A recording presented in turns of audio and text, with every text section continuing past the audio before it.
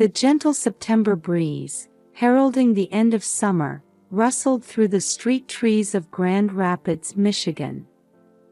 Sarah Connor, 38, was going through her usual morning routine. "Ethan, breakfast is ready," Sarah called up to the second floor. As the aroma of pancakes wafted through the house, she heard the sound of her 5-year-old son Ethan running down the stairs. "Good morning, Mom." "Good morning, sweetie. Wash your hands, okay?" Sarah smiled as she patted her son's head. Her husband Mark had already left for work, his seat at the breakfast table empty. This had become their recent daily scene.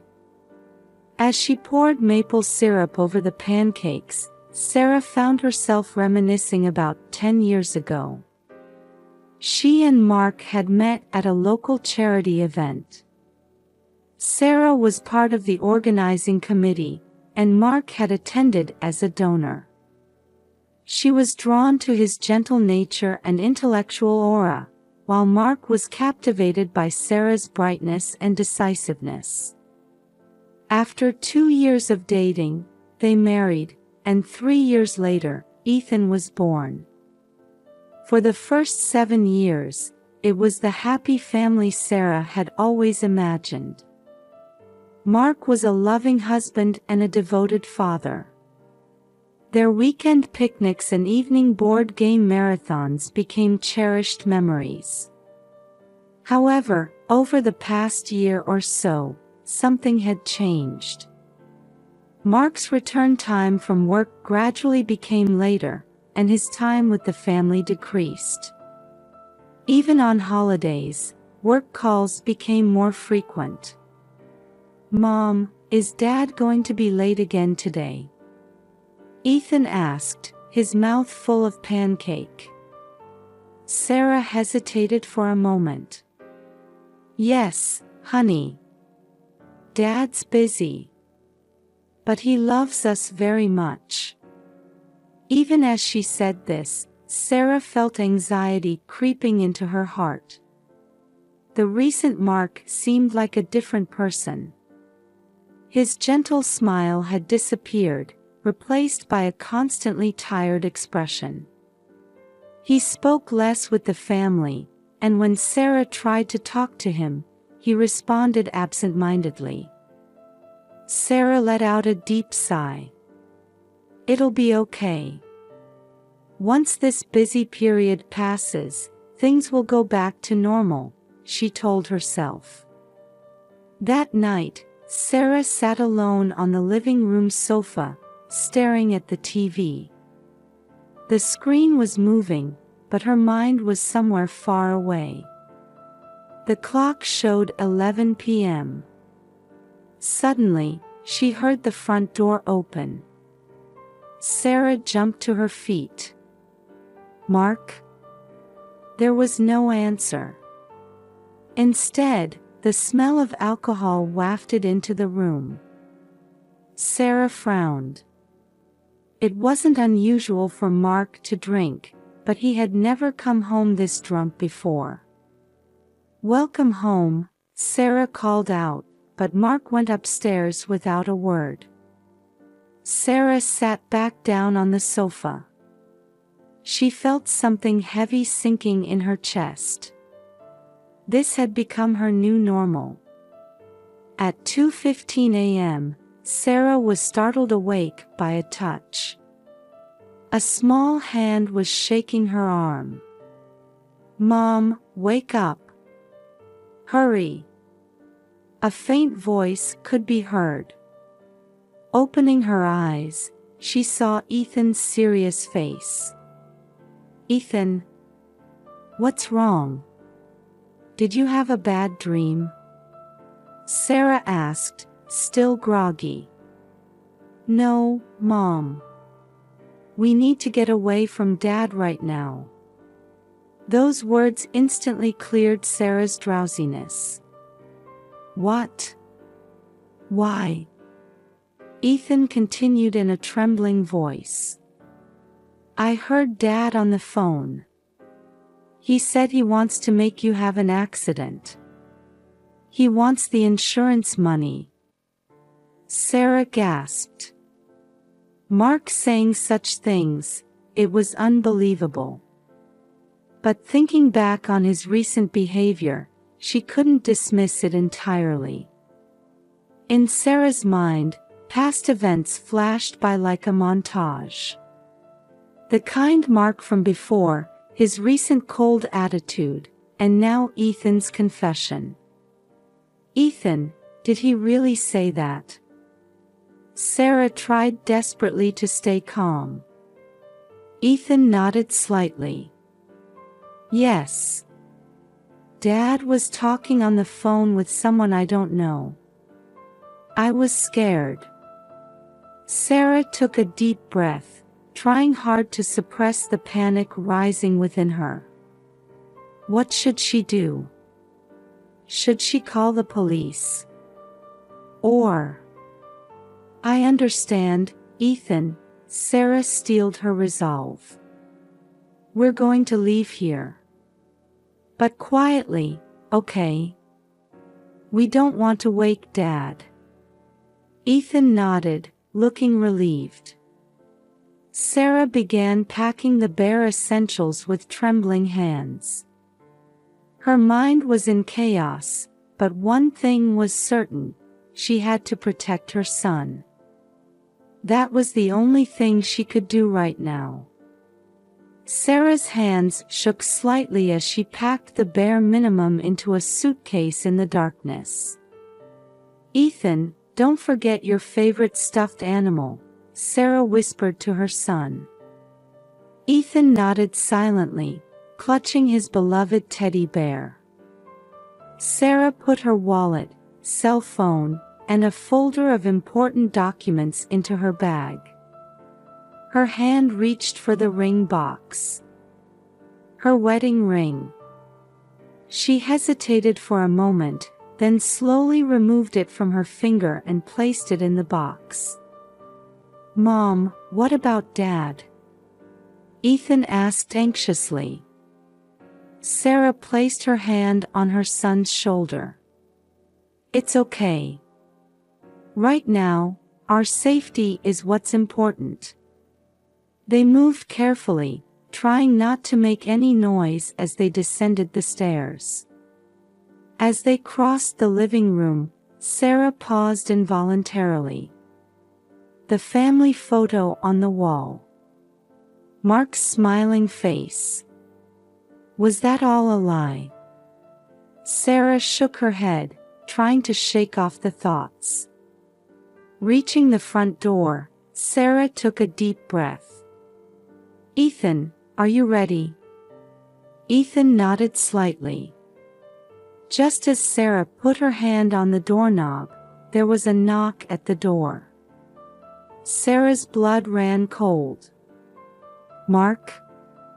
But why would he knock on his own house door? Fearfully opening the door, she found an unexpected person standing there. Martha. Her mother-in-law, Martha, 65, stood there with a worried expression. Sarah, thank goodness you're awake, Martha's voice was tinged with relief. What are you doing here so late? Sarah couldn't hide her confusion. Martha noticed Ethan behind Sarah and frowned. Are you two going somewhere? Sarah stumbled for words. Should she lie or tell the truth? Martha, seeming to sense Sarah's hesitation, said quietly, I came about Mark. He's been acting strange lately. Sarah's eyes widened. Had Martha noticed too? Can I come in? We need to talk. Martha's voice held a sense of urgency. Sarah hesitated for a moment but nodded, holding Ethan's hand tightly. The three moved to the living room. Mark's been asking for money lately, and he's been quite aggressive about it. Martha began. Today, he demanded a large sum. When I refused, he burst in, shouting terribly. Sarah gasped. Was this the real Mark? So I came to check on you, worried, Martha continued. I never imagined you'd be trying to leave. Sarah took a deep breath, steeling herself. Martha, actually. Sarah confided in Martha about what Ethan had overheard. Martha's face paled. I can't believe it. Martha murmured. But seeing Mark's recent behavior, I can't dismiss it completely. Sarah nodded. We were about to leave temporarily. Martha's expression became resolute. I'm coming with you. To my house. What? Sarah couldn't hide her surprise. As Mark's mother, I need to correct his actions. Martha's voice was filled with strong determination. But first, we need to ensure your safety. Sarah felt tears welling up. She had an ally. She wasn't alone. Thank you, Martha. Ethan spoke in a small voice. Grandma, are you coming with us? Martha smiled gently. Yes, Ethan. Grandma will protect you. The three hurriedly got into Martha's car. Sarah held Ethan close in the back seat. Just as the car started moving, the light in the upstairs bedroom turned on. Mark's awake. Sarah's voice trembled. Martha spoke while checking the rearview mirror. It's okay. We're safe now. The car glided into the quiet night streets. Sarah looked back at the house. She wasn't sure if this was the right choice. But for Ethan's sake, and to uncover the truth, she had to take this step. There was still time before dawn. However, a new dawn was about to break in Sarah's life. A week had passed. Sarah and Martha's investigation revealed more shocking facts than they had anticipated. Sarah stared at the documents received from the lawyer and told Martha in disbelief, "It seems Mark has been accumulating debts." Martha's expression turned to surprise. Really? How much? Over $100,000, Sarah's voice trembled. And most of it was incurred in just the last 3 months. Both women were at a loss for words. What could he have used such a large sum for? The information Martha had gathered was equally shocking. According to Mark's colleagues, he had been frequenting casinos recently. Gambling addiction. Sarah murmured. But why didn't he talk to us about it? Further investigation revealed even more serious facts. Mark had been borrowing money at high interest rates from illegal moneylenders. And to repay. He was planning insurance fraud. Sarah's voice shook. He was going to make me have an accident.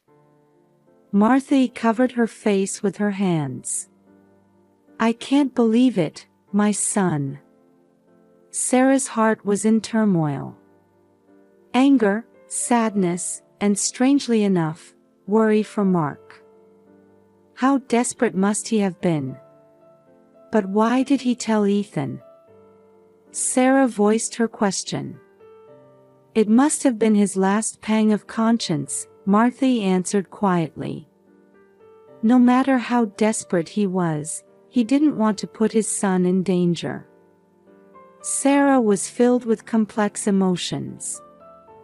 disappointment and anger towards Mark, and the love for family that still remained in him. All of these mixed, unsettling her heart. Martha, too, felt deep sadness at her son's actions. Did I go wrong in raising him? No, Sarah strongly denied. Mark's choices are his own. You're a wonderful mother, Martha. The two women looked at each other, exchanging faint smiles. In this difficult situation, their bond had grown stronger. What do we do now? Martha asked. Sarah exhaled deeply. Honestly, I don't know yet. But there's one thing I'm sure of. What's that? Protecting Ethan. And bringing Mark back to the right path, determination shone in Sarah's eyes. Martha nodded. I'll help too. Let's get through this together, as a family. Outside, it had started to rain, as if foreshadowing the difficulties ahead. But even in the sound of the rain, there seemed to be a faint melody of hope. Sarah gazed out the window. The road ahead would be tough. But there was no turning back now. Knowing the truth, all she could do was move forward. For Ethan's sake, and for Mark's. 3 days after learning the truth, Sarah decided to confront Mark. As she waited for him in Martha's living room, her heart was pounding fiercely. The doorbell rang, and Martha let her son in. Mark's face looked exhausted, with dark circles under his eyes. Sarah. Mark's voice trembled. Sit down, Sarah tried to maintain her composure. Martha sat between them, trying to ease the tension as a mediator. Mark, I know everything, Sarah began. The gambling, the debts, and even the insurance fraud plan. Mark covered his face with his hands. I'm sorry. I'm so sorry. Why? Sarah's voice rose. Why didn't you talk to us? Mark let out a deep sigh. I was ashamed. It started with small bets. But as I tried to recover my losses.